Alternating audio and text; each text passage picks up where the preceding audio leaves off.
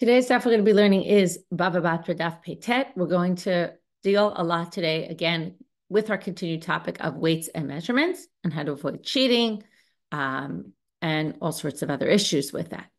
We're going to start first, though, finish what we were ending with in yesterday's daf about the comparison between Hedyot and Gavoa, which is regular people and heavenly or godlike things. So first we compared the how severe, right, sinning relating to, which we ended with the Gezel Hedyot and Gezel of Gavoa, right? If you steal from the temple, it's actually less severe than stealing from somebody else. And then we said that another comparison between Hedyot and Gavoa would be comparing the way God bless the people and curse the people, which is the curses and the blessings at the end of Sefer Vayikra, versus the way Moshe blesses and curses the people in Parshat Ki Tavo at the end of Sefer Devarim. So we had that God bless the people with 22 letters and curse them with 8, and Moshe blessed the people, and that's what we're going to start with right now. End of Pechet Amabet, Ilu Moshe Rabbeinu Beracham b'Shmona u'Kilalam b'Esrim. Okay, bless them with 8 and curse them with 22. The exact reverse. How do we know this? Beracham b'Shmona mi v'Hayim Shemoa ad le'avdam. The blessings start off with v'Hayim Shemoa vav, and it goes till le'avdam. The last word is le'avdam. The last letter is mem sofit. So vav to mem sofit, we saw that before, is 8. And he curses them, be'eslim v'shtayim. Where do we get that? It's going to be a little different. It's not from Aleph to Taf, but it's from mi v'hayim shema ad v'hayim lo tishma. If you don't listen to the rules, ad ve'ein koneh, which starts with a vav and ends with a hey, which means it does a complete rotation of all the letters in the Aleph bet because it starts with vav, ends with hey. Okay, now we're going to get back to our topic of measuring. Okay, so if you remember, there were different customs, and you have to do what the custom is in your area. So whether you use bigger weights, smaller weights, and all the different issues. So now we have a siman.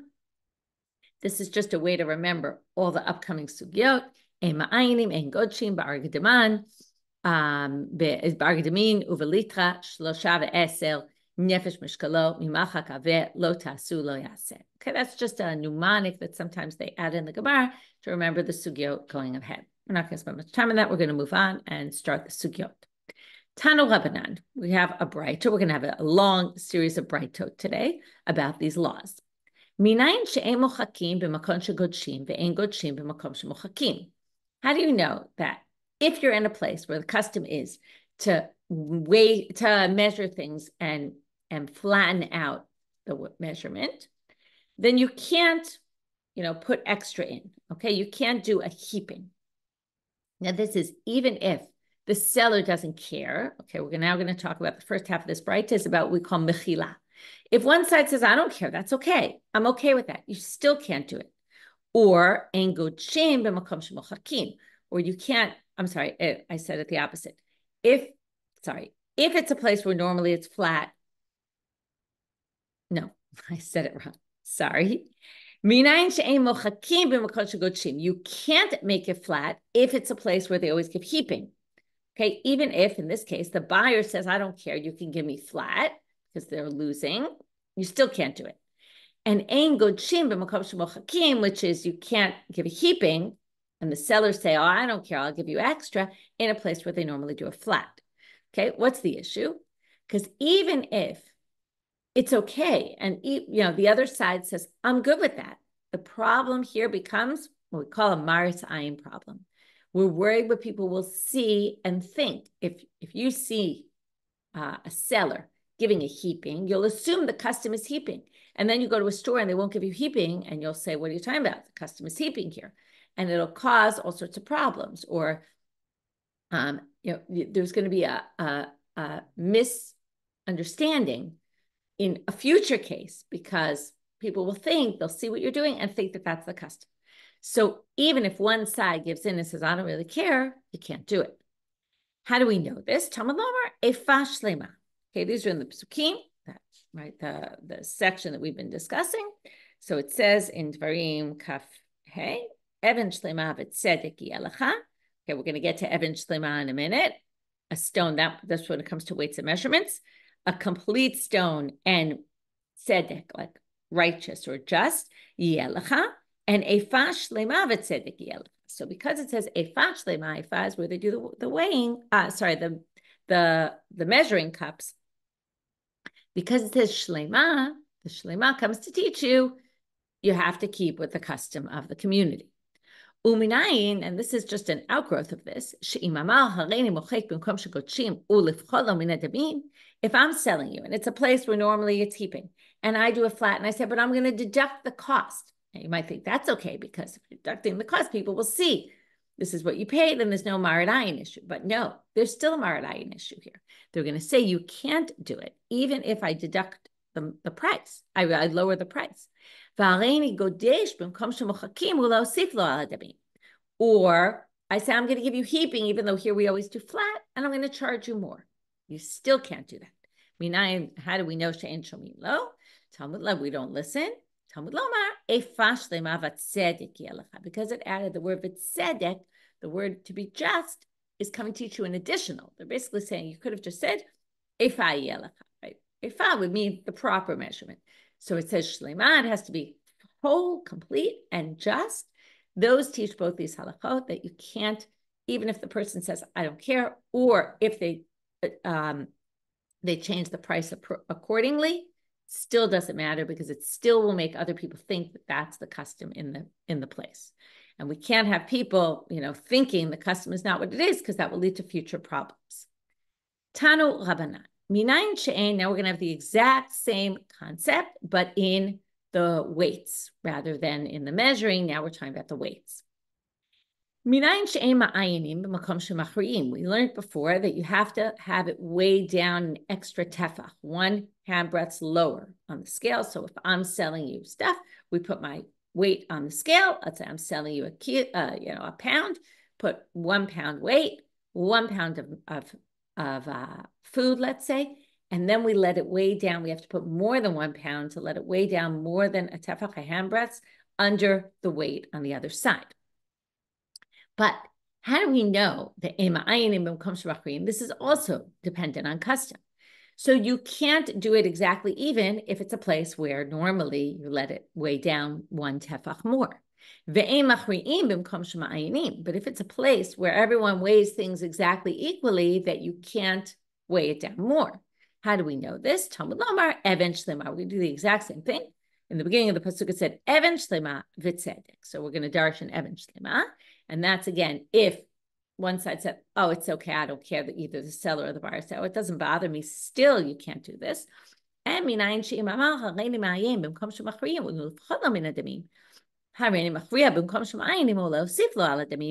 if in each case you added, because you said, oh yeah, normally, right, we don't weigh down, but I'll weigh it down and I'll charge you more money. Or normally we weigh it down, I won't do that, but I'll charge you less money. You still can't do that. Talmud lomar, even shlema v'tzedek. Okay, and because of the v'tzedek word, they say that teaches you the second halacha. So both were cases where we changed from the custom, and either one side said, I don't care, I'm willing to pay more or get less, or the other case was if they actually changed the price accordingly. Neither one helps, because it's causing what we call a marat ayin issue with other people. I'm a Rav Yehuda, and right, even if the price has changed, people see, they don't necessarily notice that what exactly was paid and know that that was a change in the price. I'm a Rav Yehuda Misura. Lo yehelecha bevetecha. So Rav Yehuda from Surah says, the pasuk says, this actually isn't a braitot. I said we're going to have a lot of braitot. This isn't. For right now, we don't have a braitot. Lo yehelecha bevetecha. Now, lo yehelecha bevetecha, right? This is saying don't have in your house weights and measurements that could cause people to, things that aren't complete. Let's say like a missing, right? Let's say a cup measurement that's not exactly a cup. And then you basically charge people a cup and trick them. But he darshans and he says, lo bebeitecha means you won't have anything in your house, meaning you'll be poor. Okay, and this is a punishment. Lo yelecha bebeitecha. Again, this is drasha. It means you'll lose all your money. Matam, for what reason? Mishum efa ve'efa. You have efa ve'efa, meaning if you trick people with the measuring. Lo yelecha bekischa. Same thing. You won't have in your pocket. Okay, these are all just psukim from the Torah. Okay, here I'll read you the pasuk. Lo yelecha bebeitcha efa ve'efa gdola uktana. You can't have in your house two different weights. One is bigger, one is smaller. Okay, there's actually the pasuk that comes after the next pasuk the Gemara is going to read. Okay, this is Dvarim Kafei Yudalid, and now we're going to read Dvarim Kafei Yudgimel. Lo yelecha bekischa even ve'even gdola uktana. You can't have in your pocket two different stones, one bigger, one smaller, and again, you're going to trick people with them. So, why does it say you won't have in your house and you won't have in your pocket? Because it means you will lose your money if you do the following things. Okay, it's a punishment. God will punish you if you try to trick people and take more money. Well, you'll be punished by not having any money. So again, lo yebechischa matam. Why not? Bishum even ve'even. Why will you have no money in your pocket? Because of even ve'even. Aval even shlema v'tzedek yelecha. Efa shlema v'tzedek yelecha. But if, and then they're quoting the other pasuk we saw, which is the pasuk after those two. This is Tevav. Okay, we just read Yudalid, Yudgimel, and now Tevav. We're reading them out of order. But if you do Even Shleman, then tzedek yelecha. Tzedek is like charity, which means you'll have more, or it will be just with you, meaning you will have a lot of money. You will be wealthy if you do things appropriately. Okay, so someone who's honest in business will succeed according to this. And whether it's an Evan or whether it's an Ephah, it says it in both. Tanu Rabbanan, another braitot. Okay, they don't quote the beginning of the pasuk, but I'll tell you. Even shlema v'tzedek yelecha. This is our same pasuk. Milame, what do we learn from this? Shemamidim agardimin lemidot. We have market inspectors to check. Okay, this is what we learn from this. In order to ensure that there be justice, we need to have inspectors. But ein ma'amidin agardimim l'sha'arim. However, this is fascinating. And we'll see the sugi even, it develops more interesting as we go on. You don't need inspectors to make sure that people aren't jacking up the prices and breaking the market, right? We know that if someone starts to raise the prices, it could cause other people to raise prices, and then the whole market is destroyed, right? And the buyer is stuck because everything goes up in price. But we don't put up inspectors to ensure, okay, basically this means there's a free market. If you look in the Rashbam, he says, interestingly, okay, so it's a few lines below where this is in the Gemara. Shaloyim karuba yoker, that they won't sell for a lot of money, raise the price. So what's the reason? He says it's just logical that you don't need. Why? Because there's no point, because there's a free market. Meaning, if you want to start raising your prices, so you can raise your prices. So if there's another storekeeper who really needs the money, they don't want to charge higher prices because nobody will buy. Yitem bizol, that store owner will sell items for cheap. People will buy by that person. In other words, it's a free market out there. If you want to raise your prices, you can raise your prices because I'll keep mine lower. And people who can't afford it will buy by me. So it's all fine. So that's the braitot. Debein Nasiya, in the house of the Nasi, ukimu agardamim bein lemido bein l'shavim. In the house of the Nasi, they basically had inspectors. They put up inspectors also for midot and also for price fluctuation. So Amalei Shmuel Karna, hoktane lehu. So Shmuel says to Karna, who is a colleague of his, go out and teach them. Okay, so the house of the Nasi, remember the Nasi was this leader, both political and somewhat rabbinic usually. But basically, Shmuel says to Karna, go and tell the people in the house of the Nasi that they're doing this wrong. Teach them this braitot. So, Nafak darash lehu. So Karna goes out after Shmuel tells him, teach them this braitot, and he teaches them, Ma'amidim agardamim, bein lemidot, bein l'sharim. Karna, after Shmuel told him what to do, Karna now goes out and says to the people in the house of the Nasi, and he says this braitot to them, which is not our braitot, which says you put up inspectors both for measuring and also for prices.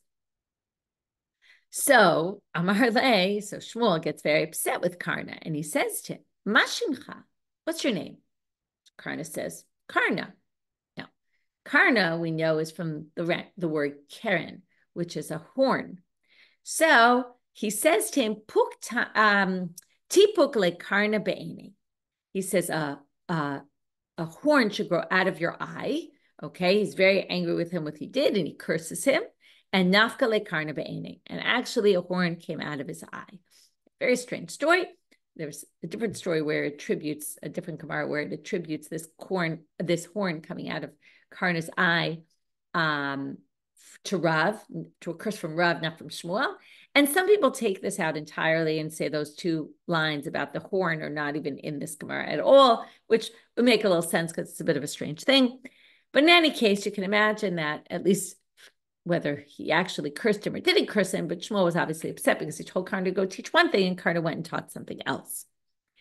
V'iyu kaman savar. Now, who is Karna holding like that he did this? He hadam Rami Bar Chama amar Rabbi Yitzchak, because Rami Bar Chama says in the name of Rabbi Yitzchak, Mamidim Agardamim, bein lemidot bein l'sharim mipnei ramaim, that we put up inspectors for both. Why? Because we're worried about people tricking other people. And, this is an interesting thing because the rabbis are getting involved in price fluctuations and the market. And, the midot we understand because the midot all have to do with tricking people. But basically they say raising the price is also a type of tricking people. And that's also unfair to the buyers, and therefore we don't allow it. Tanu Rabbanan, another braitot. Hayam mevakesh mimenu litra, shokelo litra, chatzi litra, shokelo chatzi litra. Okay, these are all measurements. If someone says, I want a liter of today, right? I want a liter. So he weighs a liter. These are weights, okay? We're doing weights. Chatzi litra, shokelo chatzi. The truth is these are volume measurements. So it should be, I assume it's measurements, but maybe it's a weight. Chatzi litra, shokelo chatzi litra, revia litra, shokelo revia litra.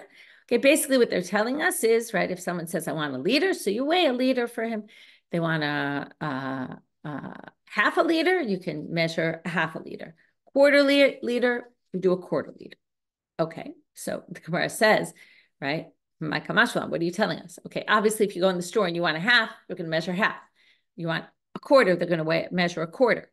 So my kamashvan, dimitaknina mitkale ad hachi. Okay, this really must be weights, even though we think of liters as volume, but mitkal is a mishkal, which is a weight.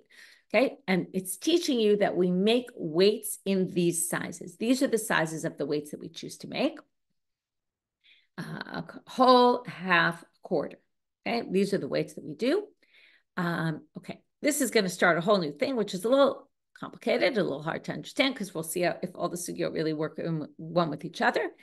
But basically, there were certain measurements that they allowed and certain measurements they didn't allow. Okay, we're going to learn why, because some people might confuse, right? One might be close and similar to the other, and then that will cause people to be able to trick you because they could swap one for the other and you wouldn't know the difference.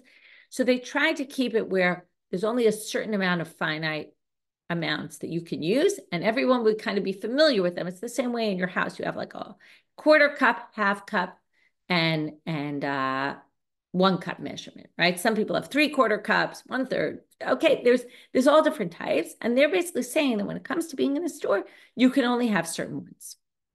Tanu Rabbanan, we're going to learn more about this as we go on. Hayam avakesh menu shlosha rivei litra. Now, since there is no 3/4 one, so what do? Lo yomar lo shkoli shlosha rivei litra echat echat, right? This obviously weights. Don't say, because you'll see in a minute, don't say we're going to do 3 quarters, like 1/4, 1/4, and 1/4 in 3 separate actions. Why is that? Because if you remember, every time you weigh, you have to, right? This is the midan, the gasa, the ktanan, the gasa that we learned before. You're going to have to weigh it down. So the buyer is going to get a lot extra. You don't have to do that. Ela shokel litra. So what do you do to get to 3/4? You put 1 litra, a whole one on one side. And then miniach revia achat vechruya. Sorry, I read the wrong line.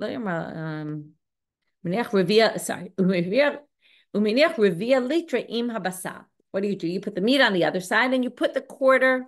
I actually talked about this in the previous stuff. You put a 1/4 pound together with the meat, and that way you end up with 3/4, and you end up with a piece of meat that's worth 3/4. That's how you do it so that you don't do 3/4 all at once. I'm sorry, one after the other, and end up having to weigh it down extra and give the buyer more meat. Tanu Rabbanan. Right? Some of these things, by the way, are to protect the seller and some are to protect the buyer. This, for example, is to protect the seller. Tanu Rabbanan. Hayam mevakesh mimenu 10 litrin. Now, if somebody asks for 10 litrin, the assumption is, even though we said that there's a 1/4, a 1/2, and 1, there must have been also like a 5 and a 10 litra. So if someone asks you for 10 litrin, lo yomar lo shkoli achat achat v'yichriya, don't say, I want you to weigh it 1 to 1, 1 to 1, right? 10 times, because again, right, each time you're going to have to add a tefach more.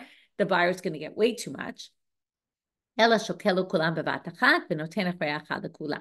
You do it at once, meaning you put a 10 litra on one side and you put the meat or whatever it is on the other side. And then you do hechrea, the extra tefach, the extra hand breath. You do that only once. And that makes the most sense, or that's also protecting the buyer.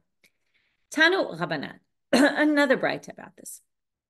Nefesh moznaim tlu. Okay, now we're going to learn about the scales that they had in those days. Okay, scales would work like this. We have to get the different parts. Okay, there'd be, it was either hanging from the ceiling or standing on the ground, okay, with like a pole, a stick. Okay, then from that stick, there would be a long beam that would come out, right, a balancing beam with a circle in the middle. Okay, the circle is called the nefesh moznaim. That's like this little circle in the middle that would attach, right, to that circle would be attached or like a ball or something. You would attach the stick, okay, or whatever it is that's going up or down that's basically holding it in place. Then you have this beam going across. From the beam, you have the moznaim, we're going to call them, which are they're hung by a string. There's like or a rope that basically goes down, right? So it's one rope that's split in half, right, for each side. Okay, and then from that is hanging, the little utensil that you put either the items you're weighing or the stones. So those are the different parts. Now we're going to learn about them. What are the height of the poles, okay, that's holding the whole thing? How far from the ceiling does it need to be? How far from the ground does it need to be if it's standing? Nefesh moznaim, okay, so that's that center ball there. Should be at what height? It should be 3 tvachim below the ceiling. If it's hanging from the ceiling, and if it's coming from the ground, it has to be 3 tvachim above. Okay, why this is, we're going to see in a little while. The kaneh is the beam that goes across, the balancing beam on which hang all the things. And the mitna is the rope. It holds the things together. Now, there's a debate here how to understand this. Is each one 12 tvachim? Basically means the beam is 12 tvachim long, 12 hand breadths, and the string is 6 tvachim on each, right? Each side is 12 tvachim, which splits in half because on each side, it's going to basically be roped through and hangs half-half, and on that, the utensil is hanging. Some people think that 12 tvachim altogether. The kaneh is 4, and each of the strings are 4, and then they hang only 2 tvachim. Okay, what's this all about? So we're going to learn later that we're talking about a particular type, because then we're going to see another type, which is 2, and the numbers are going to be different, 2 tvachim from the ground as opposed to 3, and the next one, which is going to be 1 tefach. This all has to do with the machri'in that we learned. And we're now going to learn that we're talking here, the Gemara's only going to say it soon, but about heavy metals that you sell in bulk. And because of that, instead of doing the hachra'ah, where it weighs down on one side and you give the person extra of 1 tefach, has to be 3 tvachim. And that's why it has to be separated from the ground or the ceiling 3 tvachim, because if it's less than 3 tvachim, it's going to hit into the ceiling and it won't weigh properly when you're trying to weigh down one side more than the other. The kaneh and the mitna and what their weights, what their length has to be. So the Rashbam says very simply, and I'm going to kind of leave it at that. The Rashbam says it's 1 second.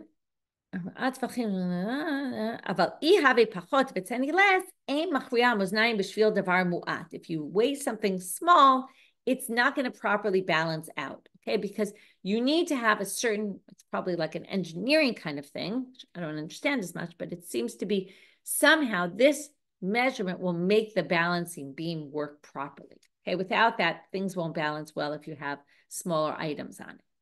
Okay, that's what seems to be this amount. And as we see, the smaller the balancing beam gets, the smaller these measurements are going to need to be, because it's going to, in order, right, they won't need to be as large on a larger balancing beam. So the first one, like I said, is for these heavy metals, which we don't really know yet, but we'll see soon in the Gemara. The second is shel tzamarim v'shel zagagim. This is for the wool and for the glass, which generally people weigh less of at a time, and therefore the whole balancing beam is going to be smaller, because if you're weighing less at a time, you obviously need a smaller balancing beam. And then also the hechorea is going to be less. It needs to weigh down a little bit less, but still more than what we talked about previously. We had a tefach before. So now we're learning that for different things, that was probably produce. Now we're talking about different items like wool and glass. So hanging from the ceiling and off the ground, 2 tvachim, because the weighing down is going to need to be 2 tvachim in this case and not 3. The kanel mitna shala, and the balancing beam and ropes they're on which everything is hanging, right? The vessels are hanging, is tishat tvachim. That's all 9 tvachim. Okay, so again, either 9 tvachim each, which would then be 4.5 for each string, right, hanging on each side, or, right, in other words, again, 9 for the strings on each side, but each string is split in half because that's how it hangs off of it. V'shel chemvani v'shel balabayit tluya ba'avir tefach u'kvohaman aretz tefach. And but already when you get to the storekeeper or a personal, like a person in their house who maybe is selling something small, so then already we're talking about smaller items, and then we're going to have tefach, and that matches our number from the previous sugya about the hakra being 1 tefach only, and kaneh u'mitna shalash shishat tvachim, and the kaneh and the mitna are 6 tvachim.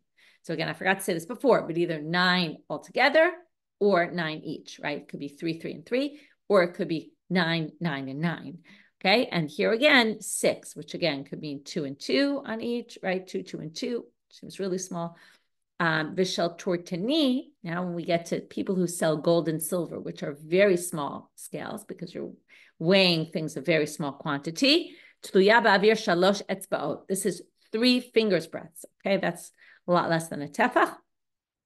Actually, it's not a lot less. It's 3/4 of a tefach, because tefach is a fist, which is 4 fingers. This is 3 fingers. So again, this is all because the weighing down needs to be 3 fingers with v'kaneh u'mitna shala eini yodeh. Okay, that I don't know though what the size of the kaneh and the mitna are supposed to be in that case. Okay, that's what this braitot says. So now the Gemara says, okay, well, the first thing you were talking about, so what is that? Okay, what needs 3 tvachim? And I already told you this, but Amar Papa digarume, okay, which is the heavy metals. Amar many bar patish, kederach sha'amru le'inyan isurin, kach amru le'inyan tumatam. All these measurements we gave for what size the scale needs to be is true also for tuma. What does that mean? Well, in order for something to accept impurity, to be susceptible to impurity, it has to be called a kli. If you make a scale, a balancing beam that doesn't let's say, not balancing beam. Balancing beam is what you walk on. Sorry, scale with a beam on it. But if you make these scales, then these scales have to be to these settings. If they're not according to these measurements, then it's not even a vessel because they can't be used. So if it can't be used, then it's not susceptible to impurity. So my kamash, now they say, why are they teaching this? Tanina, we already learned this somewhere else. Period.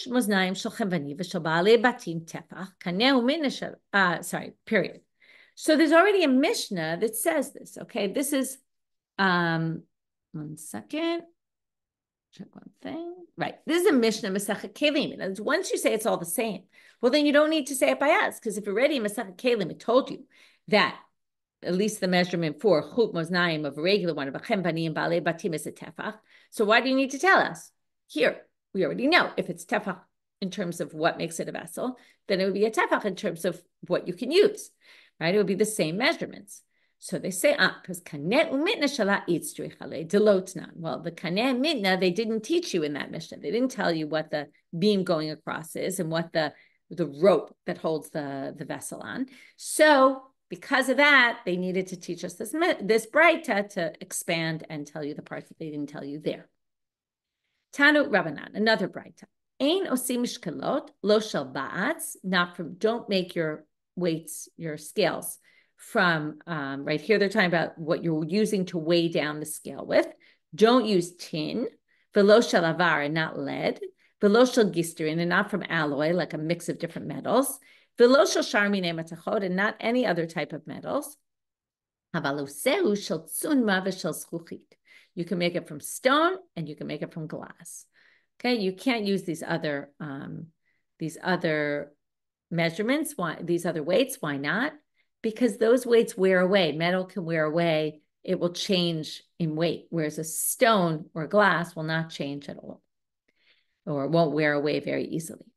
Tanu Rabbanan, ein osin, because again, you have something that weighs 1 pound, and then it wears away. It's going to be way less, but it's still called a 1 pound weight. No one will notice that it wore away, and then you're going to cheat. Tanu Rabbanan. Okay, this is all about cheating. Ein osim hamachak shel dlat mipnei shu kal. We're now talking about the machak. What's the machak? Well, we talked about mochakim. What is mochakim? It's when you smooth out the top.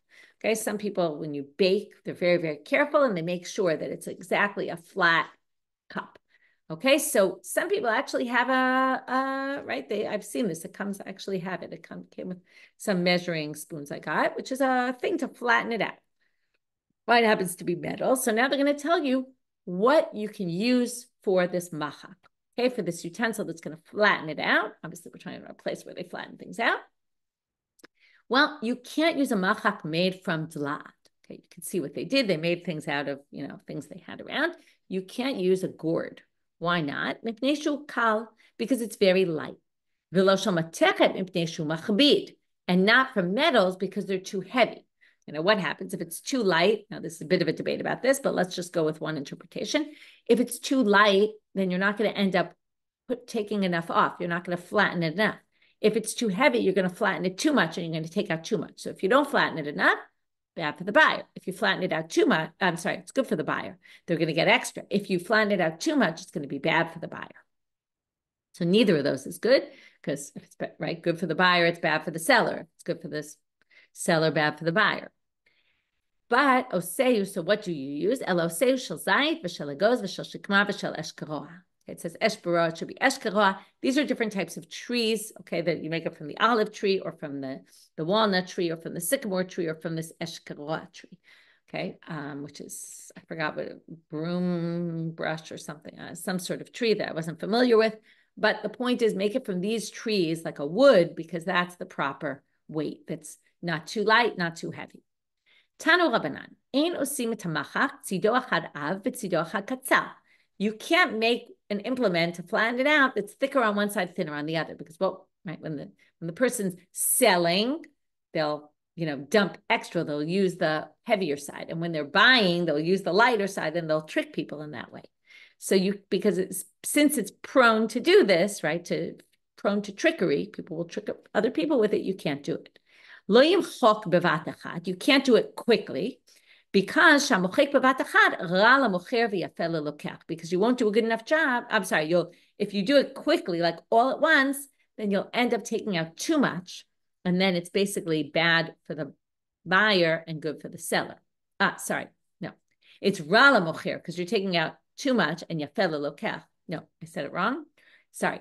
If you do bevat echad, if you do it quickly, you won't do a good enough job. If you don't do a good enough job, then basically it's bad for the seller, because you're not going to have taken enough off, and good for the buyer, because they still end up with more in the vessel. Lo yimchok ma'ad, but don't do it too slowly, because if you do it too slowly and too carefully, so to speak, you're actually going to take out too much. And if you take out too much, it's rala lokach. It's bad for the seller. Bad for the buyer. I keep confusing their names. Bad for the buyer, you're going to take out too much, and good for the seller, because the seller will end up selling you less stuff. Now here comes our good line for today. You ready? Al kulan amar Rabban Yochanan ben Zakkai, Oili im omal, oili im lo omal. But on these last halachot we just learned, Rabbi Yochanan ben Zakkai says it's a problem if I teach people not to do this, and it's a problem if I don't teach people not to do this. Why? Oili im omal, im omal shema yumadu aramaim. If I say don't do this, don't make a utensil that's thick on one side, all right, a flattening utensil thick on one side, wider on the other. Don't do it slow. Don't do it fast. Then the people who learn, want to trick people, will learn from what I'm telling them and say, "Oh, that's a good way to trick people. Don't give anyone any ideas." He says, if I start teaching people not to do this, well, then people will learn of good ways they can fool other people. But im lo mal, if I don't say anything, if I don't teach people don't do this, well, then the people who are tricking people in these ways will say, hey, the rabbis have no idea what we're doing. And they'll manage to get away with it because they'll figure that we're not on to them. We don't know your tricks. So I'm stuck between a rock and a hard place, is what Rabbi Yochanan ben Zakkai is saying, and I don't know what to do. So we bailu. So now the question was asked, Amara or lo amara? Did he say it or did he not say it? Like, tell us the end of the story. What did he decide to do? Amar Rav Shmuel, because he had to do one of them. In other words, this can't be left in a teiku. Obviously, he either said it or didn't say it. There's only two options here. So Amar Rav Shmuel bar Rav Yitzchak, Amara. He did say it. Umeha chai amra. And from this pasuk, he darshan this pasuk and said, Ki yesharim darchei Hashem, tzadikim yachupam, bam uposhlim yikashlu bam. The ways of God are straight.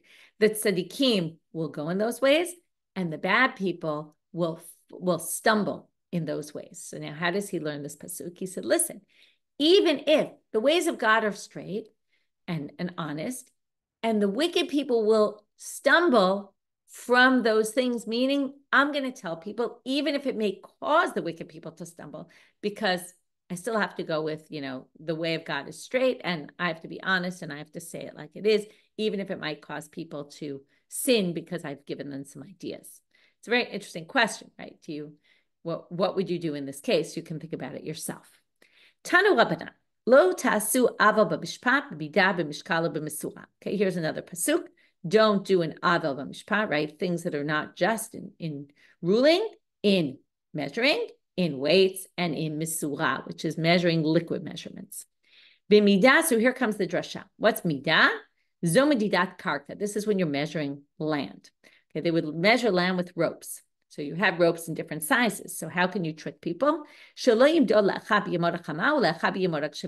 use the same rope in the summer and the winter months. Now there's a debate among the commentaries whether in the rainy season it expands and therefore it'll be longer and shorter in the summer months, or some people say it's the opposite. In the winter months, in the summer months when it's dry, it expands, or why would it expand in the summer? Right, in the rain it expands. Right, because when it's cold it makes it shrink. That's the theory of the other side.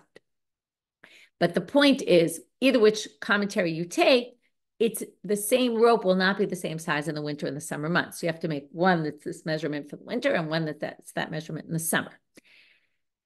B'mishkal shelo yatmi mishkalotav b'melach, that you shouldn't soak or drench them with salt. Okay, now again, two different interpretations. Some people think the salt erodes it. Some people think the salt makes it expand.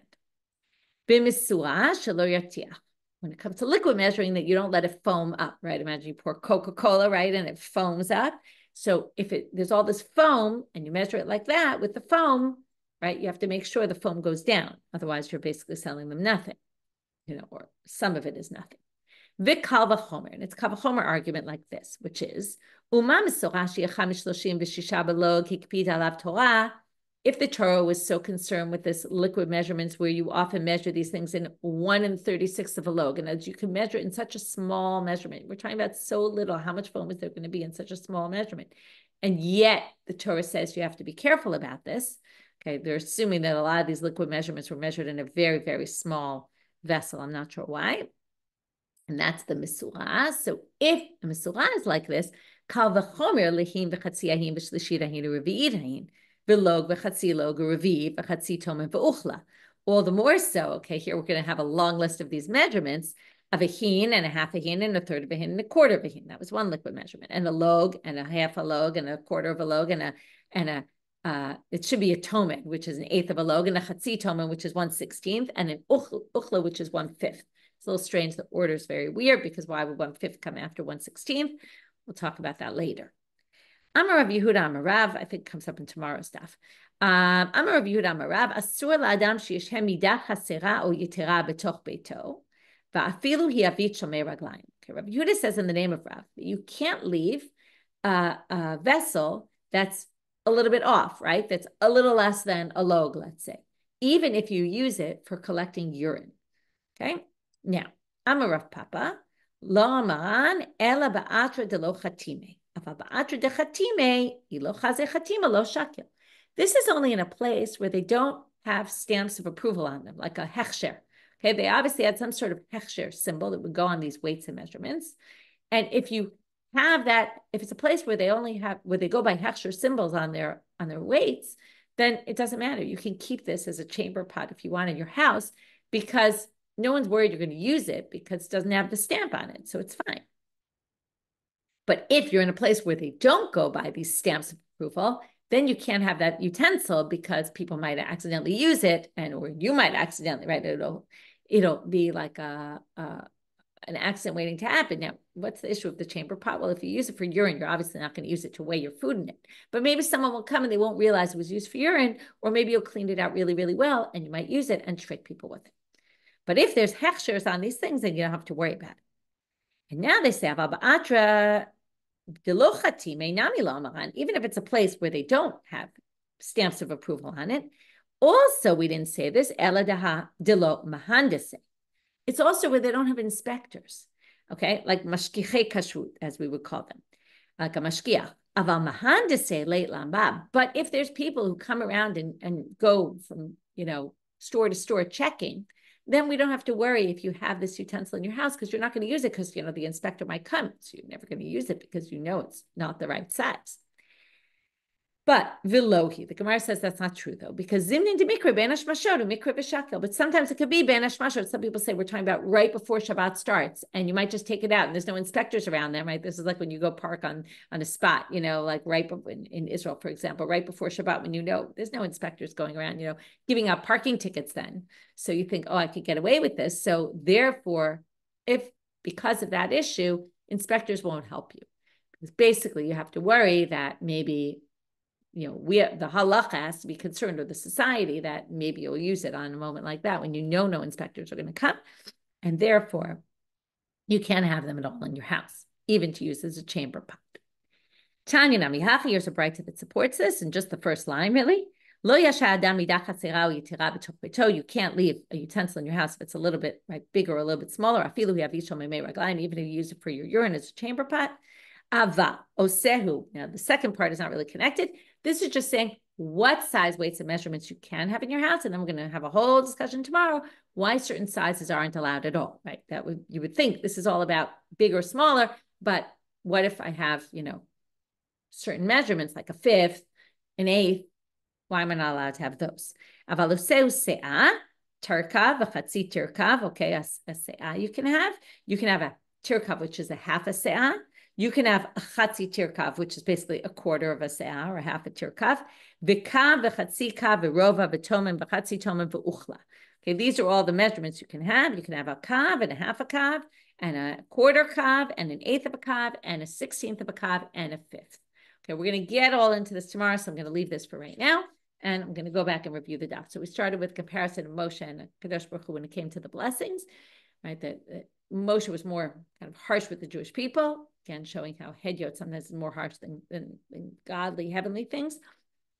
Then we got into the whole weighing down and flattening out, and how you can't do it differently from custom. We started with how important the custom in the town is, because if you veer from the custom, even if the other side says it's okay or pays you more or less, still it's a problem because of the way it's going to look for others, and others will think that this is a place where that's what they do and come to cheat other people. Again, the whole daf is really all about preventing cheating. Then we talked about inspectors. We have the whole thing with Shmuel and Karna, and whether we have inspectors only for the weights and measurements or also for price setting and whether, we believe in free market or do we control the market, someone to not allow people to raise prices. Then we had the different weights that you could have, the litra, chatzi litra, quarter litra. And it's basically saying we don't make weights any less than that really, or any more than that, right? Different weights, not in those sizes. Then we got to the, so what do you do if you want to measure 3/4?